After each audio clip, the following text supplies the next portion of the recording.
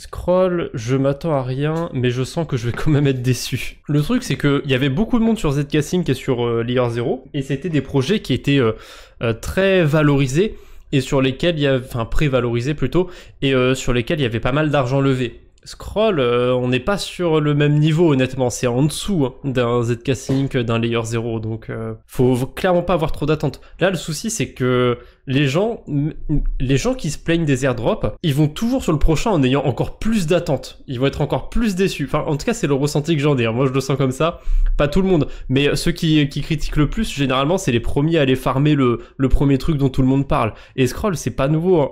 Je sais pas quand est-ce que j'en ai parlé la première fois, je suis pas le seul, hein. Il y avait Mage, non, je déconne. Il y a plein de personnes qui en ont parlé avant de Scroll, mais c'est vrai qu'il y a plein de comptes qui ont pop genre début 2024 ou fin 2023, et du coup ils sont arrivés un peu après l'apparition de Scroll. En fait c'était devenu chiant Scroll, et du coup tous ces nouveaux comptes ils ont pas parlé de Scroll, et ils en parlent maintenant comme si waouh c'était le nouveau projet, le truc et tout. Je suis pas convaincu que farmer Scroll à fond c'est une bonne idée, surtout que si vous farmez Scroll à tous les coups, vous allez faire des trucs hyper basiques, genre faire du lending et être payé à 0,5%, voire 0%, ou des trucs comme ça. La semaine dernière, je vous ai montré une boucle. Tiens, on va faire une petite parenthèse là-dessus. La semaine dernière, je vous ai montré une boucle sur AAV. Le souci, c'est que ça a été pris d'assaut, et j'espère que le rendement, il va un peu mieux. Parce que là, le rendement, il est turbo négatif. Hein. Ça va, le rendement, il s'est... ah non, si, c'est bon, c'est bon. Le taux sur l'Ether, il a baissé. Le rendement, il est revenu positif. Ouais, parce que c'était à moins 100% APY. Là, sur l'historique, on le voit à 10%, mais à un moment, j'étais sur le site, il était à 20%, et j'ai vu un screen où il était à plus de 50%. Ça a pas duré, heureusement, mais ça m'a fait une petite goutte de sueur qui est apparue. J'ai pas touché ma position, je garde toujours ma boucle, puisque quand c'est comme ça, il y a toujours des gens qui viennent arbitrer.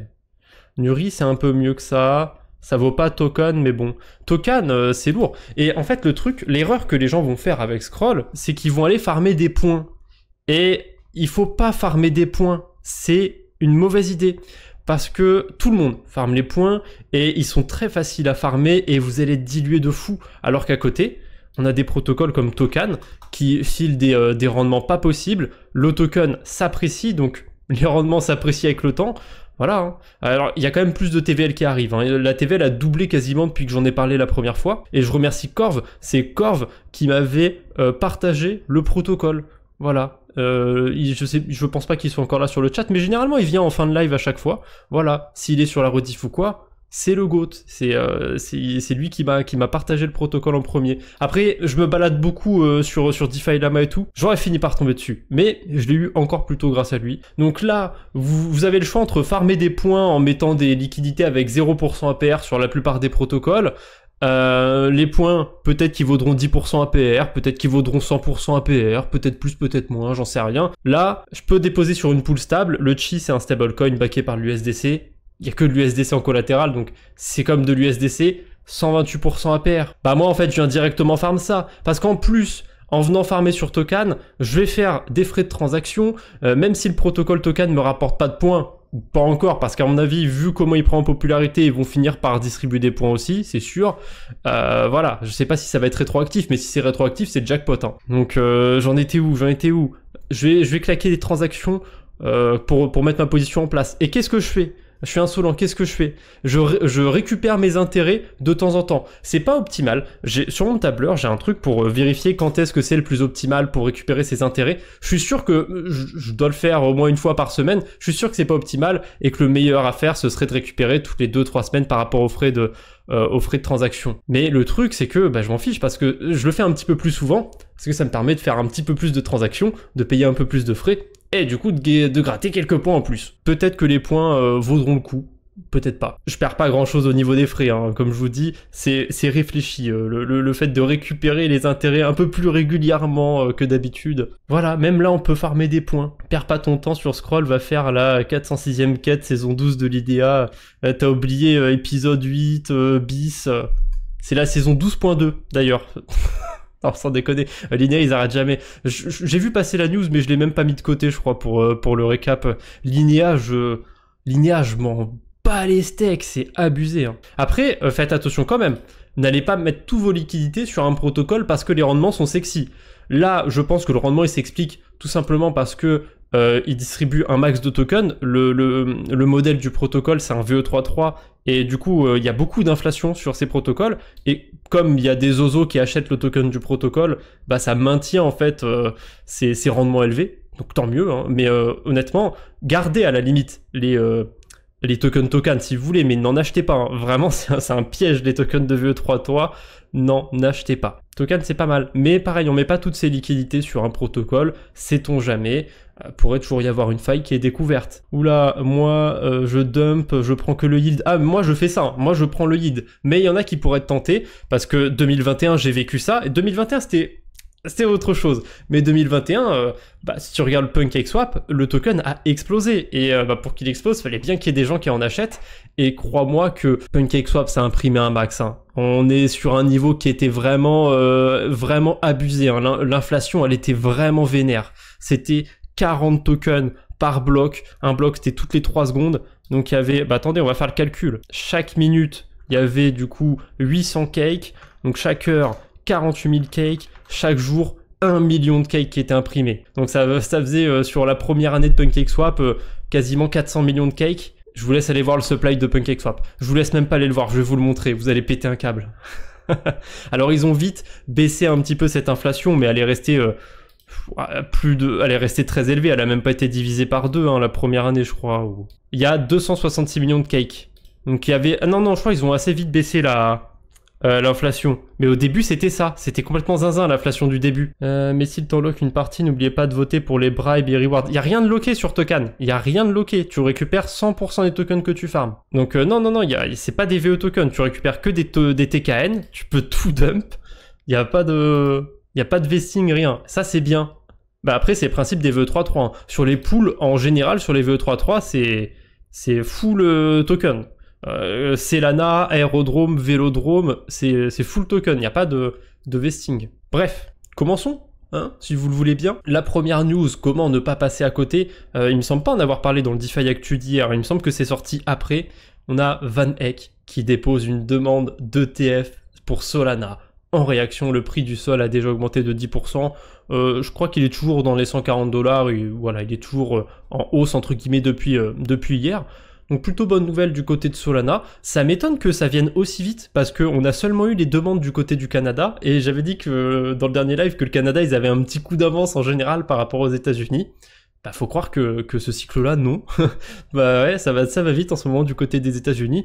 On a la SEC, du coup, qui poursuit Consensus. Là, c'est pas une bonne nouvelle, hein. Pour le service de staking d'Ethereum sur MetaMask. Depuis janvier 2023, Consensus s'est engagé dans l'offre et la vente non enregistrée de titres sous la forme de programmes de staking. C'est compliqué, blablabla, ils sont pas contents envers le staking. C'est la SEC qui continue, et en plus, là, avec les ETF sur Ether qui commencent à arriver, ils essayent de mettre un petit peu des bâtons dans les roues d'Ethereum, je pense. Je pense qu'ils font ça pour essayer de limiter un petit peu l'impact qu'ils pourraient avoir sur Ethereum. Ils l'ont plus ou moins fait sur Bitcoin, à pas vouloir dire que les ETF arrivaient et à laisser un petit peu, entre guillemets, la surprise. C'était pas une surprise, mais voilà, ça a bien réagi quand c'était sorti. C'est peut-être pour éviter la pré-spéculation autour de tout ça. Je sais pas trop. Un peu curieux, mais écoutez...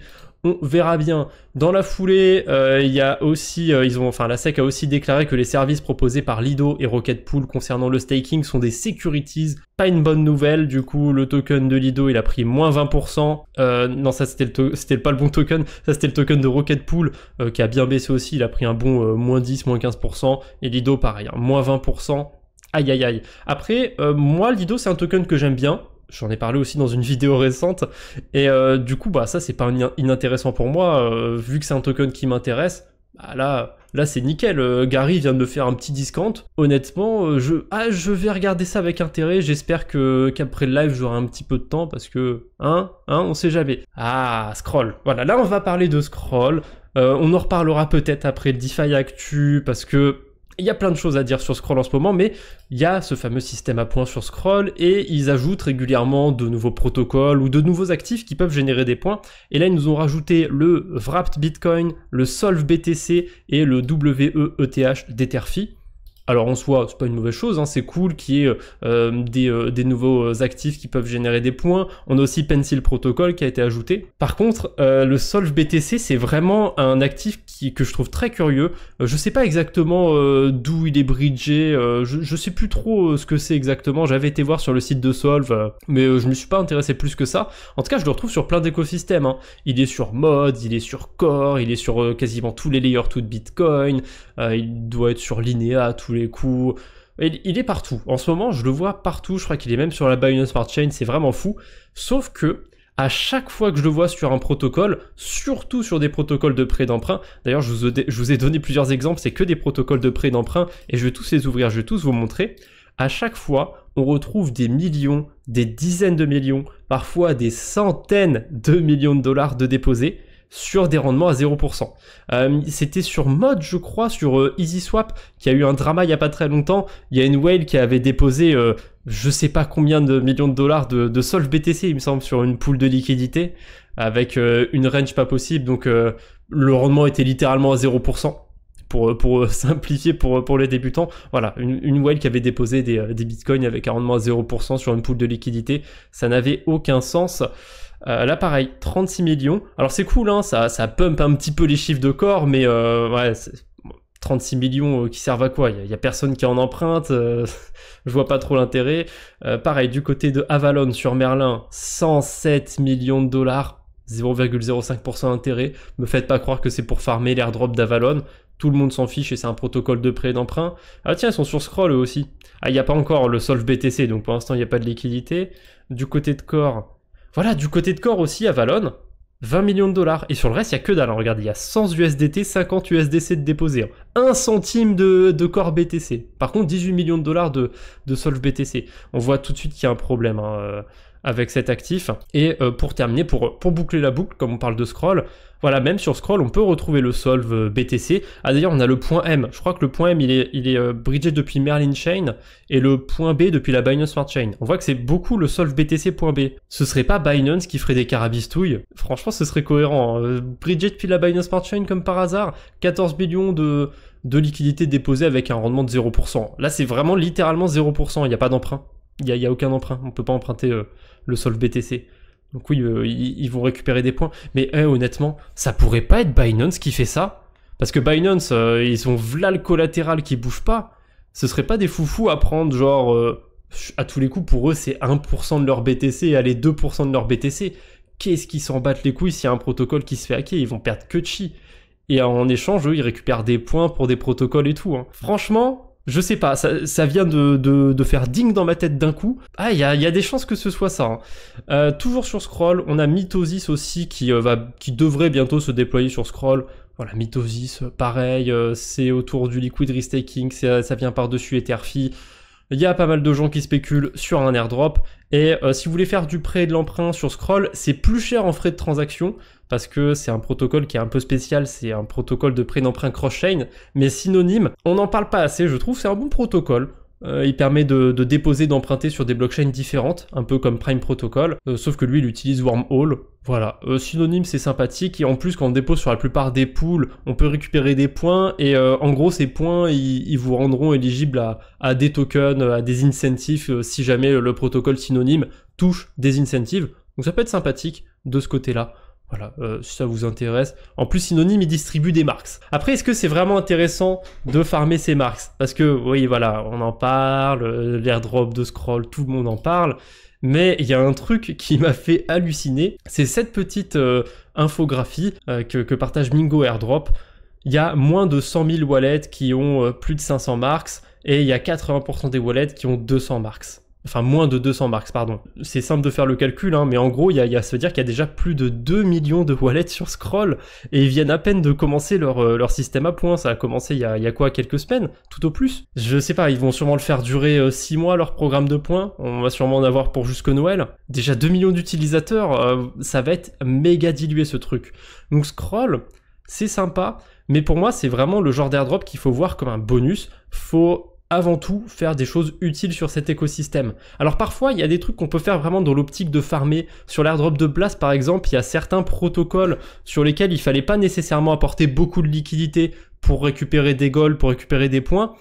Mais sur Scroll, vu comment ils sont partis pour l'instant, il n'y a pas ce genre de protocole. C'est vraiment que des protocoles de lending, que des DEX, que des trucs très simples. Et globalement, c'est plus on bloque de liquidité sur Scroll pendant longtemps, et plus on a de points.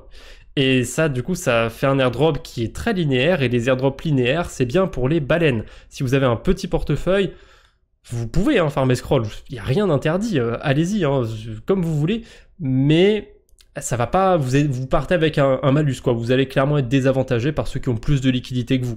Après, c'est difficile, ça existe pas un airdrop juste, honnêtement, on peut pas, il n'y a pas de formule magique, c'est comme tout, Bitcoin d'un côté, c'est pas juste parce que ceux qui l'ont découvert en premier, ils ont un coup d'avance par rapport à ceux qui le découvrent aujourd'hui à 60 000, 70 000 $, il a quoi, 61 000 là en ce moment BTC, bon peu importe, ceux qui l'ont découvert à 10 000, à 5 000, etc., ils ont quand même un coup d'avance, ça veut pas dire qu'ils ont encore leur Bitcoin aujourd'hui, mais ils avaient quand même un petit coup d'avance, on pourrait dire. Bref, moi, Scroll, je m'y intéresse quand même un petit peu. Il y a quelques protocoles qui méritent le coup, qui méritent d'aller sur Scroll.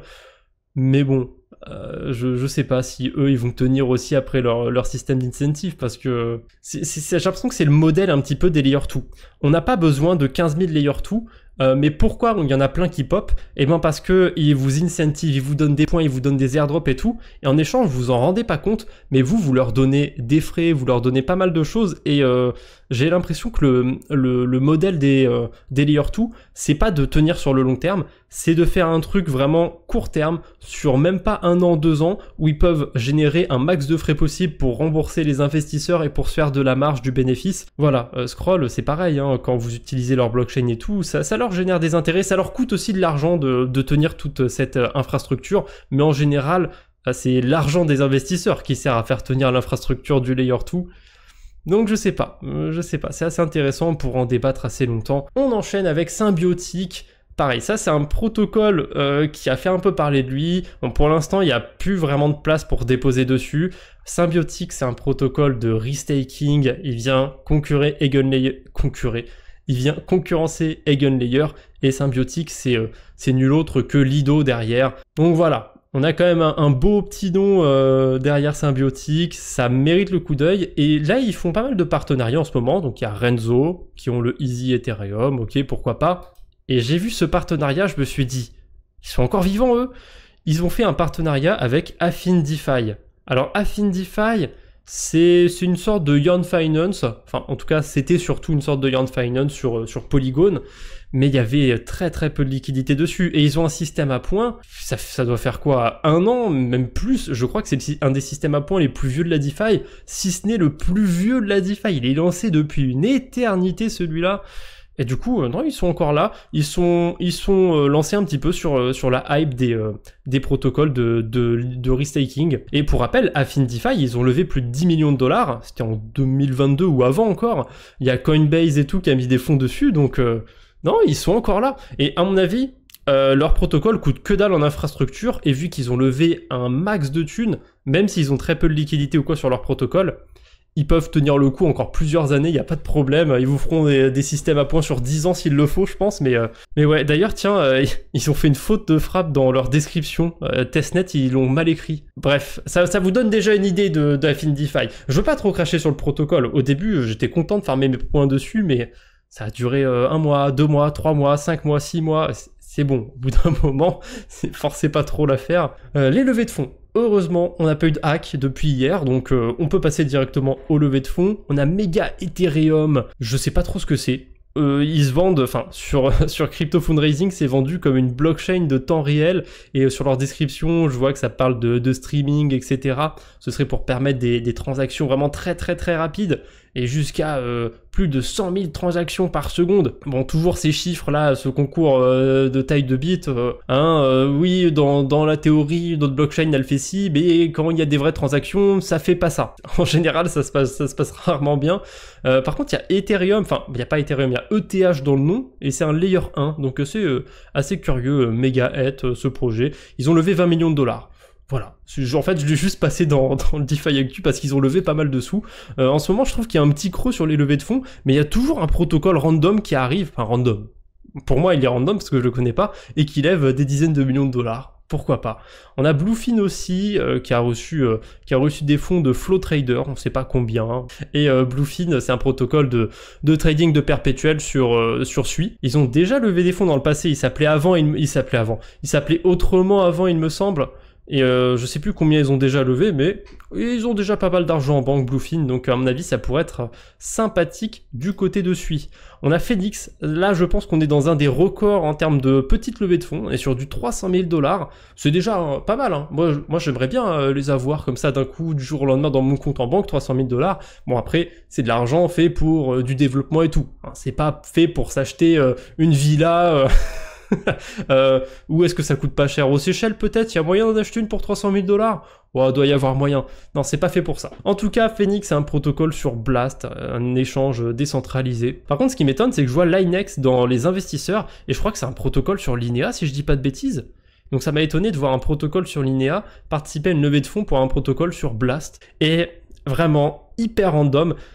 Ça fait un moment que je vois des levées de fonds passer complètement random, et franchement, je trouve ça fou.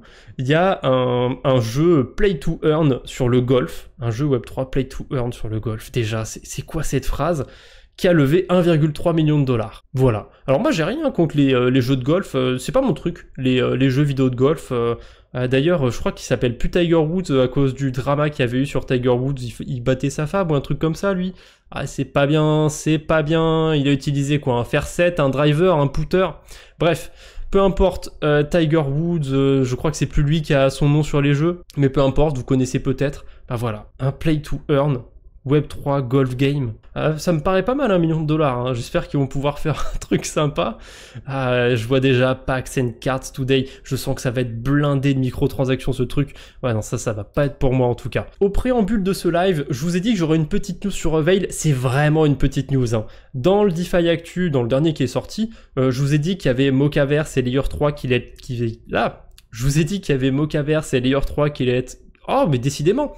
Je vous avais dit qu'il y avait Mochaverse et Layer 3 qui allaient être listés en pré-market sur Bybit. Et bien sur BitGet, on aura aussi Mochaverse, Layer 3 et Avail. Donc je me dis que si c'est listé en pré-market, il y a des chances que ça arrive pas trop tard. En général, là de ce que j'ai vu, les derniers projets qui étaient listés en pré-market sur les échanges centralisés, pas les échanges décentralisés, en général ils sont encore plus en avance eux, mais sur les échanges centralisés, en général ça arrive sous un mois à peu près, quelque chose comme ça, peut-être un petit peu plus pour les plus gros projets. Donc voilà, Avail, ça se rapproche, on peut pas encore dire quand, mais ça avance petit à petit. Bebop, la première phase de leur programme sur Arbitrum est terminée. Moi j'avais fait un swap sur Arbitrum parce que j'avais besoin de dumper des tokens de Layer 0 et j'ai récupéré 1 centime d'Arbitrum. Youpi. Ouais, c'était pas mal farmé ce truc et du coup je pense pas que ce soit intéressant de le farmer intentionnellement. Par contre, voir qu'il y a pas mal de gens qui se mettent à faire du volume sur Bebop pour farmer ces tokens Arbitrum, ça me fait dire que ça peut diluer un potentiel airdrop du côté de Bebop. Ah, faut faire attention à pas se faire diluer. Hein. Si ça devient trop mainstream, Bebop, faudra passer sur autre chose. On a Alborn qui a publié son audit pour Merkle. Merkle, protocole de perpétuel de trading sur Aptos. J'aime bien, honnêtement c'est très fluide, j'aime bien le protocole. Le gros défaut par contre du protocole, c'est qu'on est obligé de faire de l'effet de levier, et du coup c'est chiant, parce que moi je fais pas mal de delta neutre, et en général je fais pas d'effet de levier, ou alors assez faible, pour éviter justement de me faire liquider. Donc non, j'aime bien Merkle Trade, j'ai farmé un petit peu dessus, mais je pense pas, s'il garde forcément un effet de levier x3 minimum obligatoire pour ouvrir un trade, je pense que je l'utiliserai pas à long terme pour faire des stratégies, mais j'aimerais bien qu'il baisse cet effet de levier. Surtout qu'au tout début, on pouvait faire un effet de levier x1. Bref, c'est comme ça. Tant qu'on parle d'Aptos, je vous ai fait ce petit post tout à l'heure, et j'en avais déjà parlé sur Discord de cette collection. On a la collection des Loonies de Wapal. Wapal, c'est la marketplace numéro 1, je pense, sur Aptos, ou en tout cas, c'est une des deux plus grandes, parce qu'on a Topaz, on a Blue Move qui sont pas terribles. Au début, Topaz, c'était la plus grosse, je pense, mais rien de nouveau, chiant, du coup, ils sont fait dépasser. On a Tradeport, anciennement Mercato. Voilà, Mercato c'est devenu Tradeport sur Aptos. On a Wapal. Les deux, c'est les deux plus grosses plateformes de NFT. Après, on parle d'Aptos. Hein, c'est pas, il n'y a pas non plus des milliards qui sont échangés tous les jours. Hein, qu'on soit d'accord. Mais néanmoins, actuellement, la collection de Wapal, c'est 2222 NFT, que des deux. Le floor price c'est 15 Aptos, on va les voir en direct si c'est toujours 15 Aptos. Du coup je m'étais amusé à faire ce que ça donnerait la market cap si on multiplie le floor price par le nombre de NFT. Et ça a donné à peu près 250 000 $, un peu moins que ça. Et honnêtement, sachant qu'il y a un airdrop à farmer sur le protocole, bah déjà s'il y a une collection officielle de la plateforme, ça peut carrément être un critère d'airdrop.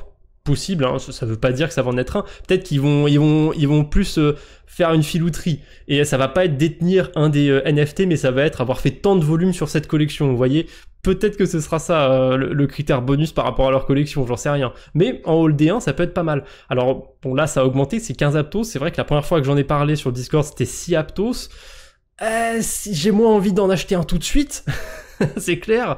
Mais quand même, quand je prends un peu de recul, quand je regarde la market cap, 250 000 $, est-ce que c'est tant que ça pour un projet sur Aptos qui est spéculé par rapport à son airdrop?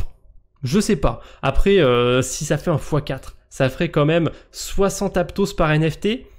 Et le truc, c'est qu'on a déjà quelques collections qui sont bien valorisées. On a...